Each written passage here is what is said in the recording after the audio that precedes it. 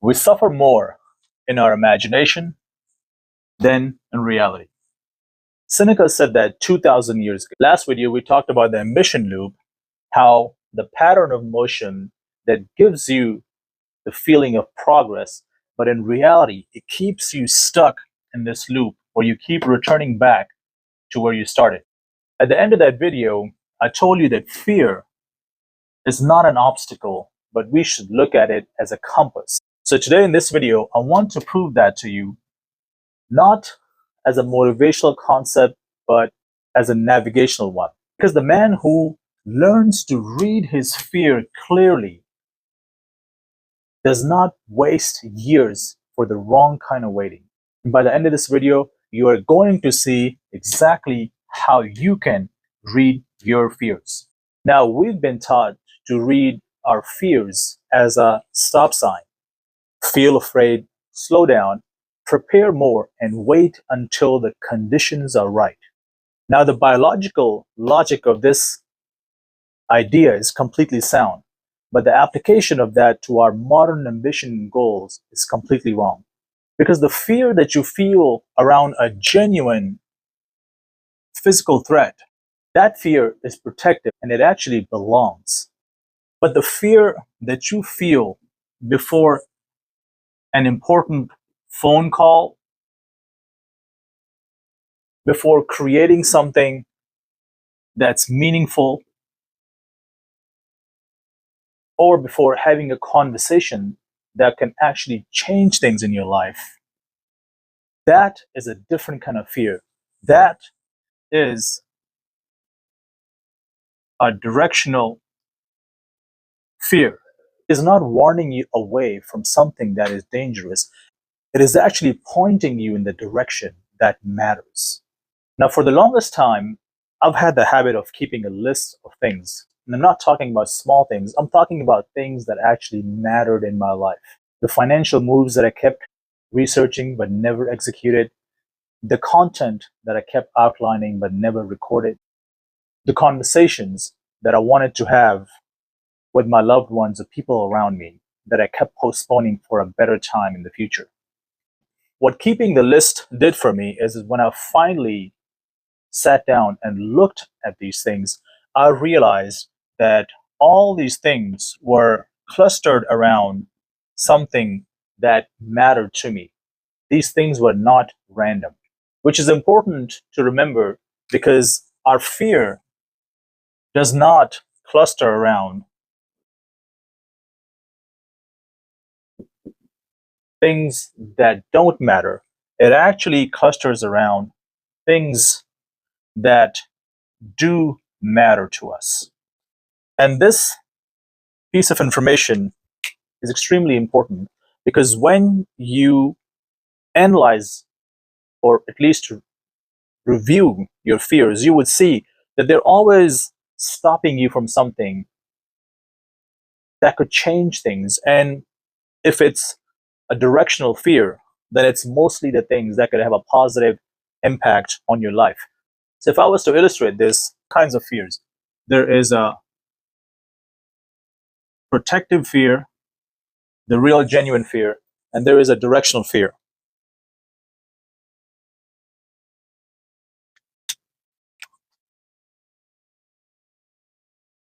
So protective fear is genuine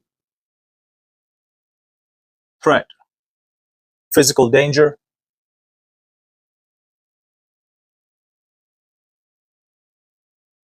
and the response most likely is to stop, protect, avoid. And this fear is a real fear, a fear of real, actual threat, and it belongs, and you should pay attention to it. On the other hand, we have the directional fear, which mostly points to area where your growth lies, something that is important to you. Whether it's something that you've been avoiding, whether it's something that you've been planning all these years, but you couldn't bring yourself to execution.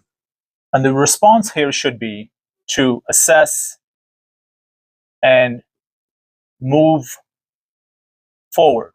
And this fear here is the fear that most men misread as a stop sign. They think of it as do not go past this point.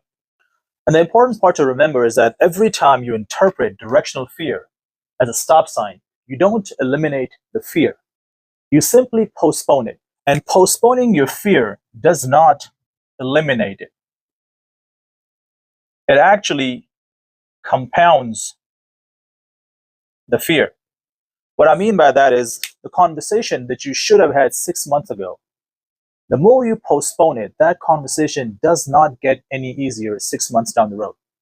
And that's what I mean by the compounding effect. When you delay, when you misread your directional fear and you delay actions that you know you should be taking, then you only make it more difficult for yourself to take these actions later on down the road.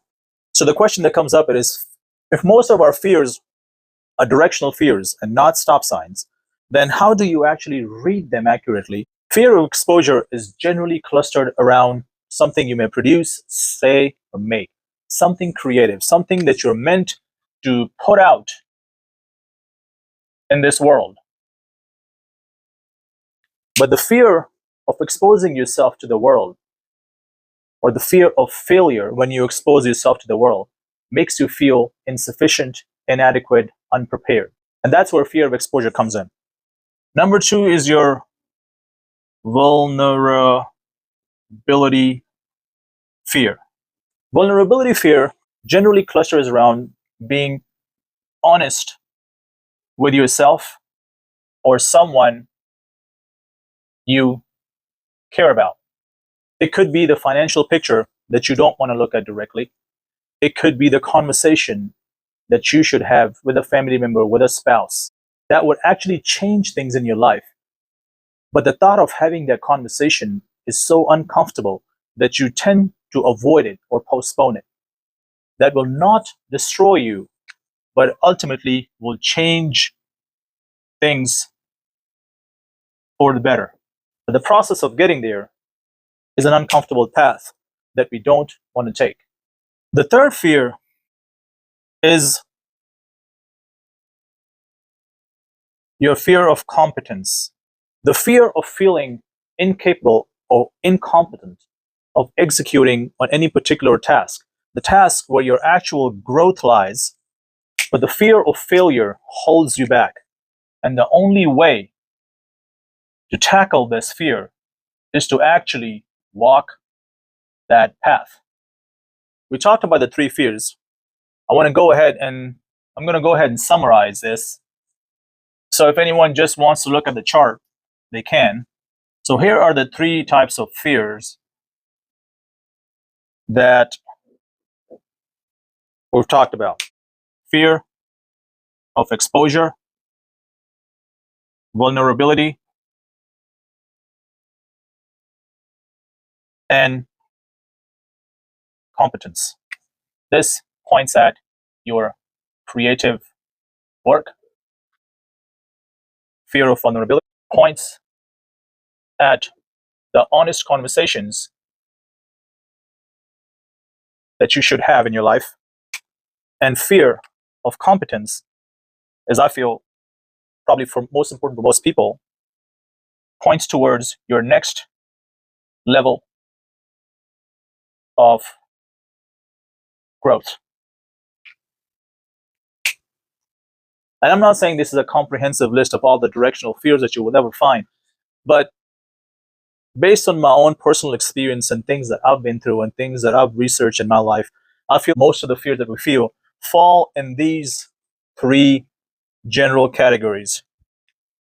And if we are able to interpret them in the right fashion, we can see a tremendous amount of growth and stability in our lives.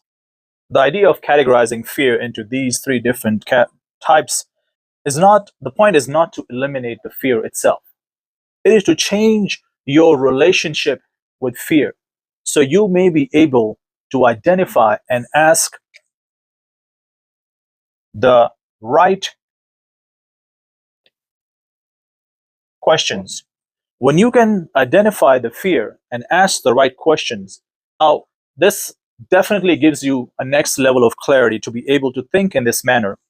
But being able to identify your fear does not automatically help you move forward. There is one more key ingredient that helps you take that next step. That key mechanism is what I refer to as the imagination tax. We started this thing with Seneca's quote that we suffer more in our imagination than in reality. Between assessing and action, the mind fills this gap with a projection of all sorts of scenarios that could happen where your fears are actually realized. The space where your call goes badly, where your investments actually fail, where the conversation that you were supposed to have goes bad, where your content does not land or gets mocked. And that constructed fear actually feels very real because your nervous system cannot differentiate between actual and imagined fears. It treats them the same. Every day you keep assessing and you do not take action. Your mind keeps running the projections in this gap.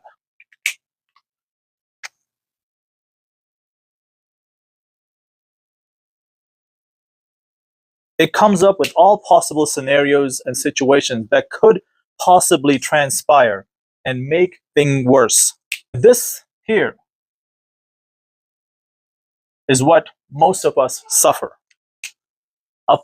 We all have faced this situation where we understand possibly what we need to do, but we cannot bring ourselves to take action. And we linger in this space where we are tortured with various possible scenarios of how things could go wrong. And I remember a time when I first got into real estate and I left my corporate job.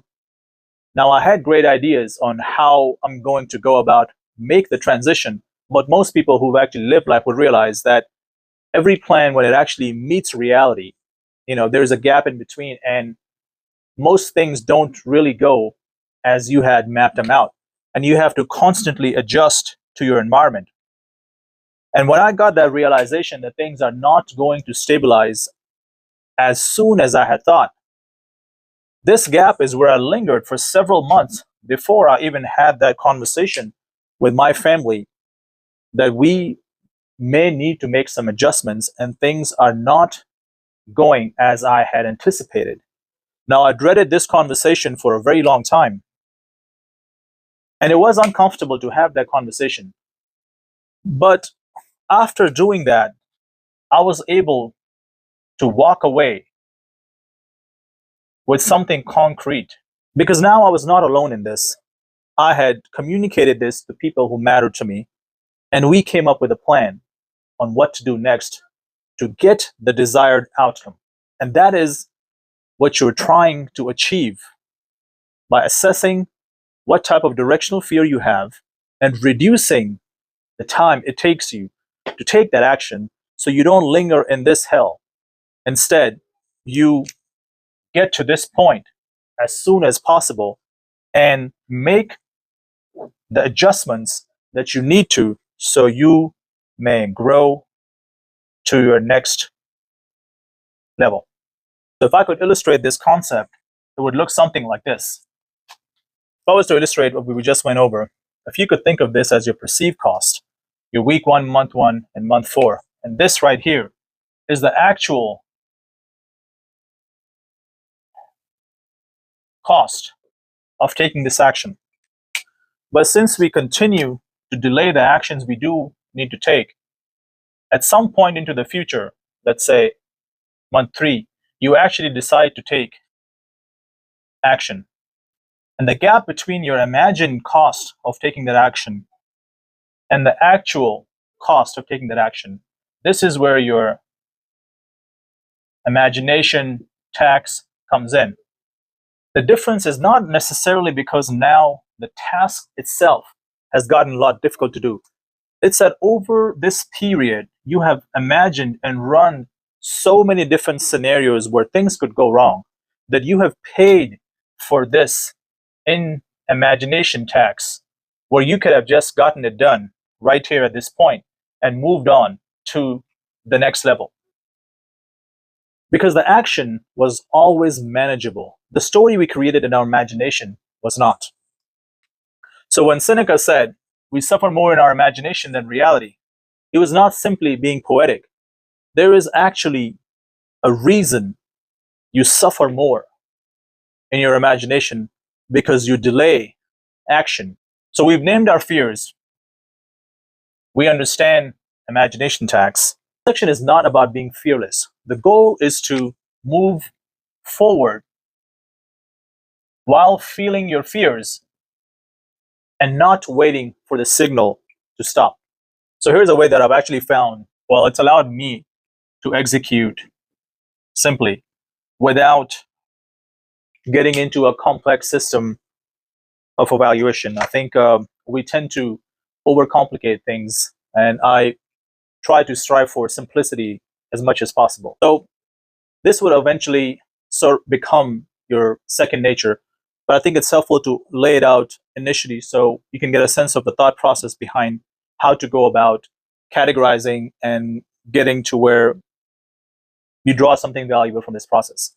So the first step is to name your fear. It could be something as simple as a sentence. For example, if you're afraid to create content, it could be a fear of exposure. That I'm afraid to create content that will expose me and my thinking. I'm afraid of failing. Naming it now gives you a sense of what it is. It is not an unknown anymore. Now you know what it is. Step 2 would be you run the worst case scenario. Worst case scenario is not a catastrophe. It's helping you understand, is it survivable? Is it recoverable? Taking our example of content creation, you create something, the worst case scenario is no one watches it. Is it survivable? Is it recoverable? Yes. Going over to step 3, crossing the line. The line between starting and not starting is where all the leverage lies. And the final step, document the outcome. After taking action, write one paragraph of what you feared, what actually happened. This is your personal proof that reality is smaller than the imagination. We started with Seneca. We suffer more in our imagination than in reality. A significant portion of our suffering, whether it's deferred action, avoided conversations, or creative work untouched, is self-constructed and not inflicted on us. So fear is real, but the cost of carrying this fear in reality is far lower than the cost that we pay in our imagination. The person who can look at his fears at a compass and understand and see what he's avoiding and move in that direction if needed, that person moves and builds very differently than most people, because he is not spending his time stuck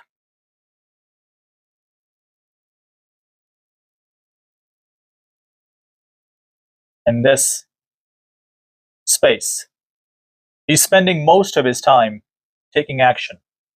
He's spending it in actual work. So if you were to walk away with a single takeaway from everything we did, your fear is a compass and not a stop sign. You assess it, you name it, and you take the smallest step in the right direction. Next video, I want to talk about how do you go about actually making decisions that align with who you are. I think this is key.